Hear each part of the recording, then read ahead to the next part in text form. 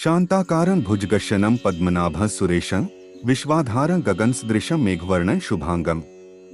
श्लोक का अर्थ है, भगवान विष्णु शांत भाव से शेषनाग पर विश्राम कर रहे हैं। भगवान विष्णु के इस रूप को देखकर मन में यह प्रश्न उठता है कि सर्पों के राजा पर बैठकर कोई इतना शांत कैसे रह सकता है। परंतु वह तो भगवान है और उनके लिए सब कुछ संभव है। ईश्वर का नाम साधना की नींव है। अपने जीवन में नाम जप से शारीरिक, मानसिक एवं आध्यात्मिक दृष्टि से क्या क्या लाभ होते हैं, यह हम इस प्रस्तुति में एक पौराणिक कथा के द्वारा उदाहरण सहित जानेंगे। वीडियो को पूरा अवश्य देखें और अपने चैनल सनातनी ज्ञान को सब्सक्राइब अवश्य करें। विलंब न करते हुए आरंभ करते हैं आज के वीडियो को। वर्तमान में अनेक लोग दुख को भूलने के लिए मद्यपान करते हैं, परंतु मद्यपान दुख को भूलने का साधन नहीं है। दुख के परिहार के लिए नाम जप करना ही उपयुक्त है। मित्रों, एक बार की बात है, बैकुंठ लोक में भगवान विष्णु के पास देव ऋषि नारद जी गए और भगवान से जिज्ञासा प्रकट की और वह बोले, हे भगवान, मैं नाम की महिमा जानना चाहता हूँ। भगवान ने कहा कि मेरे नाम की महिमा जानना चाहते हो तो मृत्यु लोक में जाओ और किसी कीड़े के सम्मुख जाकर मेरे दिव्या नाम का उच्चारण करो। नारद जी मृत्यु लोक में गए और देखा कि एक कीड़ा अपनी स्वाभाविक गति से रेंग रहा है।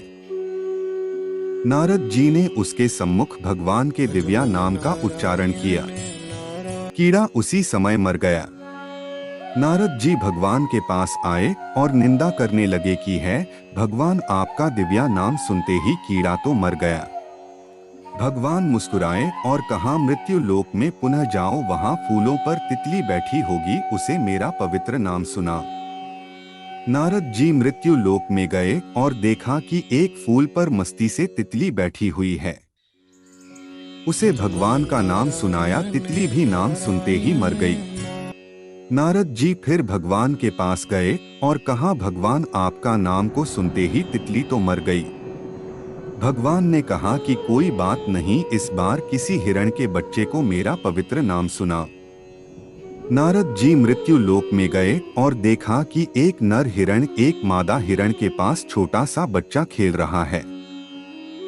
नारद जी सहमे सहमे कदमों से बच्चों के पास गए और उसे भगवान का नाम सुनाया। नाम के सुनते ही वह हिरण शावक भी मर गया। नारद जी यह सब देखकर दुखित हो गए और भारी मन से भगवान के पास जाकर कहा, भगवान, यह सब मैं क्या देख रहा हूँ? आपका पवित्र नाम तो उतारने वाला होना चाहिए, किंतु यहाँ तो जीव जंतु मरते जा रहे हैं। भगवान ने आश्वासन दिया कि डरने की कोई बात नहीं, एक बार मृत्यु लोक में फिर से जाओ और किसी नवजात गाय के बछड़े को मेरा नाम सुनाओ।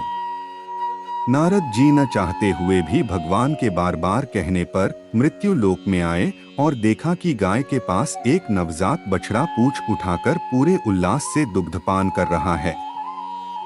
नारद जी डरे डरे बछड़े के पास गए और भगवान नाम का उच्चारण किया। गाय के बछड़े की भी वही गति हुई और वह तत्क्षण मर गया।